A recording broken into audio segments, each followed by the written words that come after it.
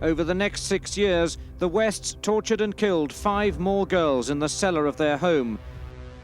The 2 of them were more dangerous than one of them on their own.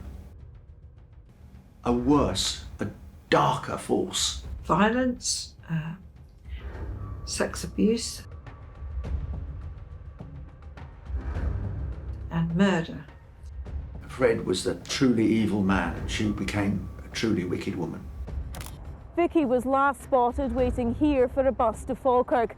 She'd never made the journey from her sister's house through Bathgate before and was anxious to get home. Is Tobin a sociopath or is he a psychopath? All psychopaths are manipulative. They are impulsive, they're very cunning. They will use people as a means to an end.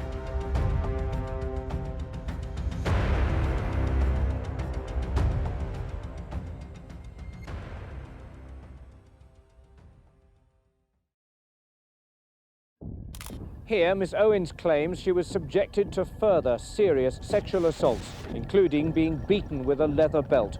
She told the court, "I was scared to death. I didn't think I'd be going home again." In the morning, she said Fred West had threatened to shut her in the cellar or bury her under the paving stones of Gloucester, adding, "There are hundreds of girls there already." Strip them, tie them up. One ended up scalped, beheaded, nails removed. They would have bones removed so they couldn't run. In particular, Fred was keen on taking out kneecaps. It still sends a shiver down my spine for what happened to those poor girls. Fred and Rose committed the most heinous crimes.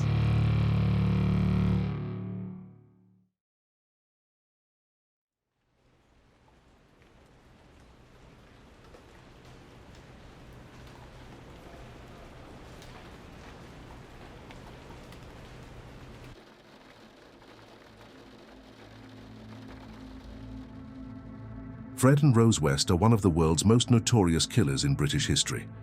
A husband and wife who loved and killed together. During their relationship, the pair buried a number of young women, including their own daughter.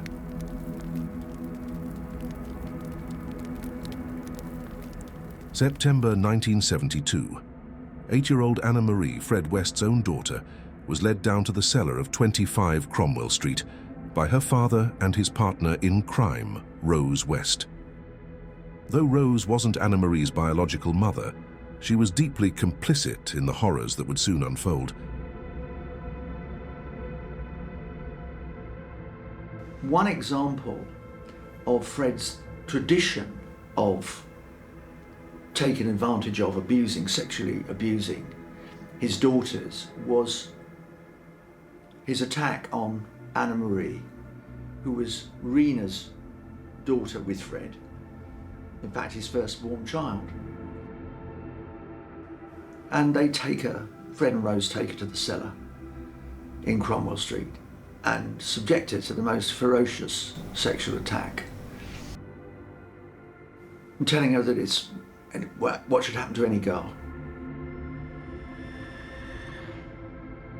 Rose would strip Anne-Marie naked and gag her and tie her to either the bed frame or a mattress, and while Fred raped her.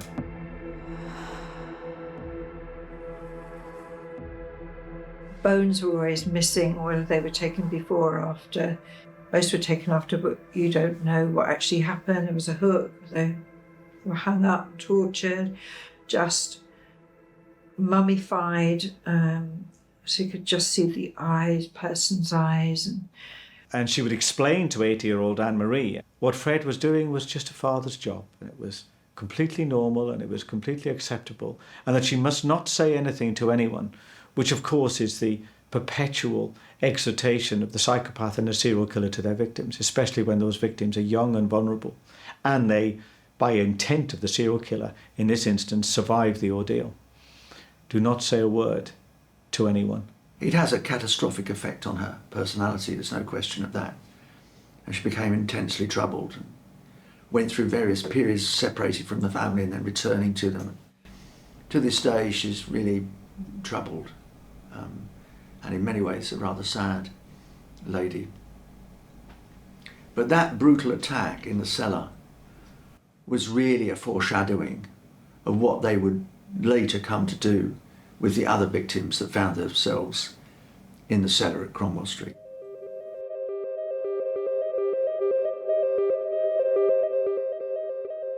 "25 Cromwell Street is the street that will forever be linked to the horrific and brutal attacks made by Fred and Rose West. This house in Gloucester would become known to the world as a house of unimaginable terror, a place where the West's reign of brutality left an indelible mark on history. 9 bodies were found buried in the cellar and in the garden. Rose was an active and a willing participant in the crimes committed against her daughter Anne-Marie. She colluded and encouraged Fred to rape Anne-Marie. She made Anne-Marie do household chores, naked, degraded, sometimes wearing nothing but a miniskirt and some sexual appendages. And at 13, she sent Anne-Marie out to work as a prostitute. Anne-Marie would bring some of the clients back, and Rose would watch to make sure that Anne-Marie, who pretended to be 16, didn't actually tell them that her real age was just 13. And this is extraordinary behaviour on the part of someone to whom into whose care this child has been entrusted. And it just goes to show how far removed from normal pathology the serial killer's psychology is. And in the end, West killed, well, not just Anne McFall, his first wife Rena, but another 10 people, including, of course, Charmaine, Rena's daughter by the Pakistani bus driver. It was the murder of Heather, the one that in the end was to bring this murderous scheme to an end. 12 confirmed victims. Among the remains, West's own daughter Heather, who was last seen aged 16. She was murdered in June 1987. She was very dark-haired, really quite striking. Rose didn't really get on with Heather terribly well, because Heather and May, which was the next daughter along, May and Heather developed a pact. They would never allow themselves to be alone with Fred. So, for example, if they went to have a bath or a shower, one would stand outside the door. And then they'd swap places. Well, this aggravated Fred, because he believed his daughters were his right. And it made him really, really angry. Worse, I think, is that I think Heather told him, she was 16, she was bright, determined. I think she told him, I'm gonna tell the police about what you do to your children.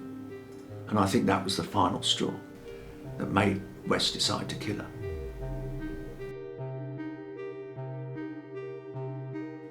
The West's youngest child, Heather, hadn't been seen since 1987.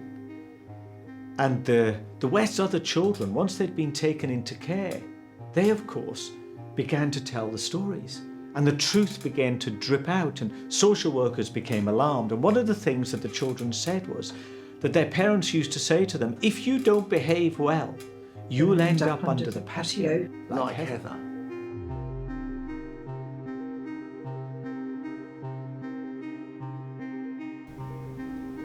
Fred had paved the garden. He was very house proud, and he paved it rather elegantly with square tiles. And they used to say, the Heathers at 2 down and 3 across. It was a family joke. But then, the children were playing in Cromwell Street. And believe it or not, they encountered an old-fashioned police constable with a bicycle. And they say to him, what would you do if one of your daughters was attacked by your father? What would you do? And he says, what? No. Well, at that point, it becomes clear that all is not exactly regular at number 25 Cromwell Street. And the social services, Gloucester Social Services, intervene and remove 5 of the children. And this is the door that opened to the conviction and the exposure of the atrocious crimes of Fred and Rose West. Fred West was born into a poor family of farm workers where loyalty and protection ran deep. His father, a strict disciplinarian, ruled the household with authority, while his mother's overprotectiveness cast a shadow over their lives. These early dynamics would profoundly shape the troubled man Fred would become, setting the stage for the monstrosity.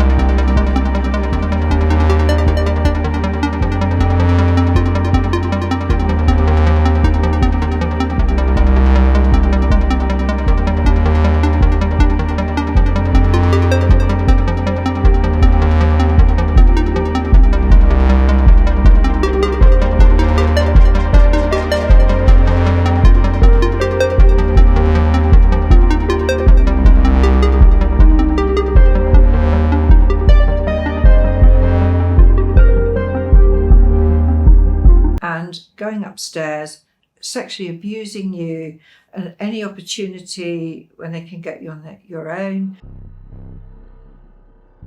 Bill Letts was a monster, brutal, abusive, and he had a rather submissive wife called Daisy, Rosemary's mother. While Rose's mother was pregnant, she was very, very depressed, and it's not surprising because she was having to put up with this awful violence in the home, and her husband would put salt in the food and fat in the cooker to stop being able to eat, stop the family being able to eat. Daisy Letts was depressed, I think, partly by her husband's attitude to her and the children, and also because she couldn't cope. She grew up with this, and then even after she married, this was so normalised, this continued, the abuse continued. Fred and Rose West, 2 different people, yet their stories shared a chilling similarity. This shared darkness would bind them together in a relationship that was as twisted as it was destructive. I don't wish to sound flippant, but West, of course, inevitably attacks one of his sisters and rapes her. This reaches the ears of the authorities, and West is taken to court. But of course his sister, in the end, doesn't press charges, refuses to give evidence, and the case collapses. Very signal moment in Frederick West's life, because he believed, and pretty much did, get away with anything. After all, you can rape your own sister and not suffer for it. I'm bulletproof.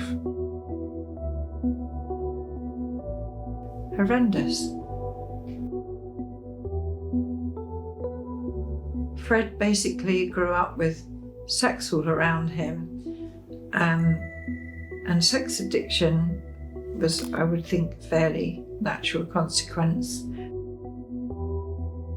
Rose and Fred had so much in common.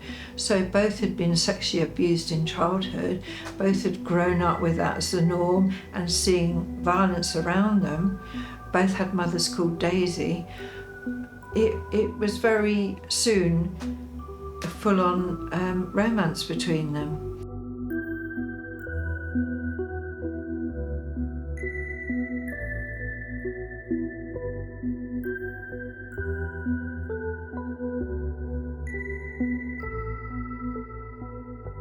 So, of course, when you suffer this type of sexual and emotional abuse, it makes you numb. You know, it numbs the child, numbs the child's mind.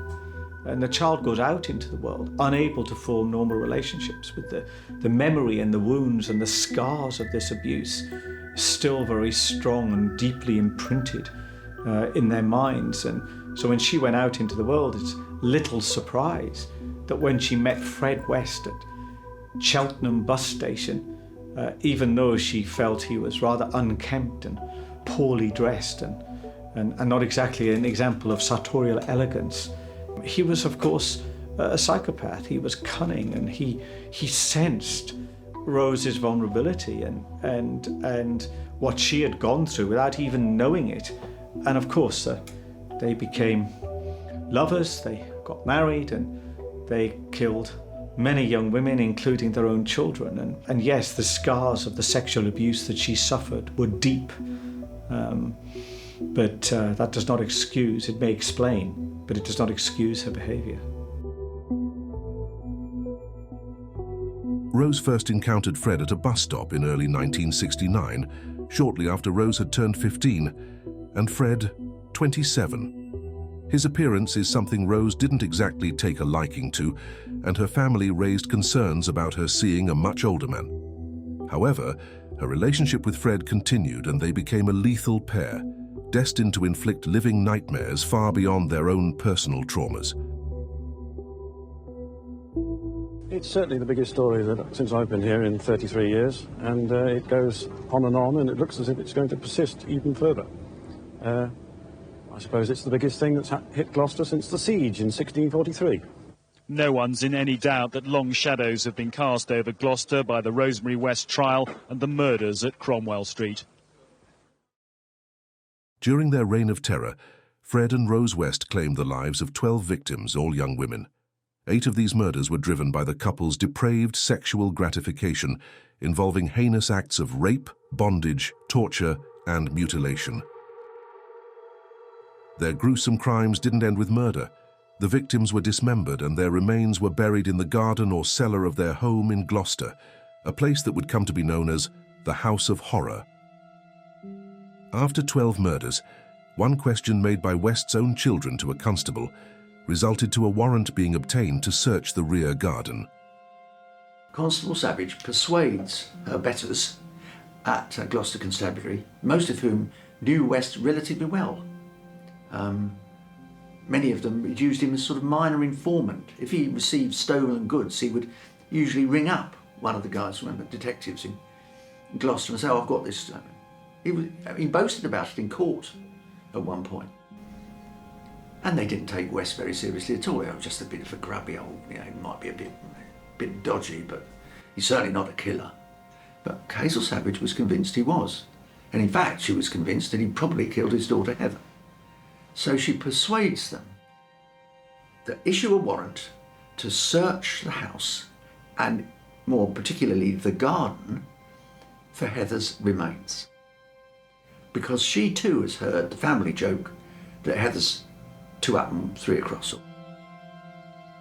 Eventually, the police did dig the garden up and found 3 femurs, so they knew straight away that it was more than Heather was in the garden. And then everything was dug up, basically.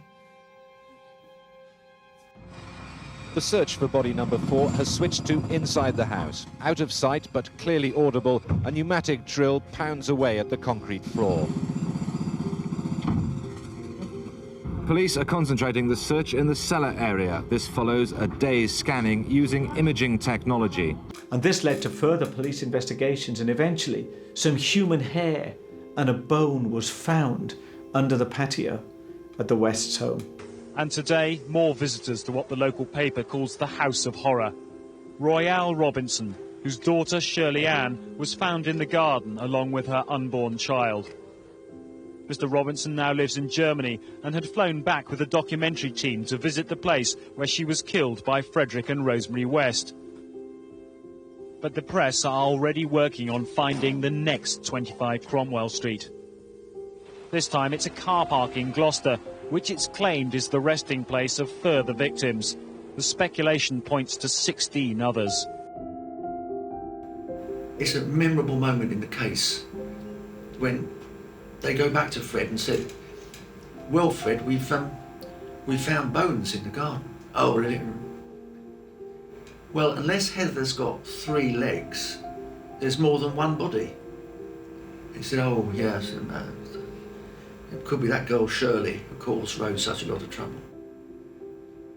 Eventually it turned out, of course, there were 3 victims buried under the garden in Cromwell Street and 6 more victims buried under the cellar, which had been the kids' playroom.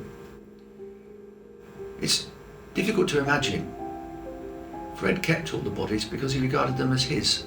They were his trophies, his handiwork. He was immensely proud of them in his own distorted way, and lived in a world that he'd created for himself. Fred, in the end, well, he hoped he would he hoped he'd be able to leave Cromwell Street to Rose, which is why they came up with this plot, that he would take the blame for everything and she would just say she didn't know anything. That way, she would keep Cromwell Street, even though he'd go to jail. And he was resigned to the fact that he would go to jail. But he also told the police where Anne McFall and Rena's bodies were buried, in the fields near his childhood home in Muchmarkle. And they began an enormous search, digging. So they dug up the garden in Cromwell Street, then they dig up the cellar, find 6 more bodies under the cellar floor. They're looking for Charmaine, so they go to 25 Midland Road and eventually find Charmaine's remains. And they dig up 2 fields near Muchmarkle. They find Rena West's body quite quickly, but it takes them nearly 8 weeks to find Anne McFall. They dig a hole the size of an Olympic-sized swimming pool, about 6 feet deep, before they finally find the remains, which Fred had told them were there. That's how they found the bodies.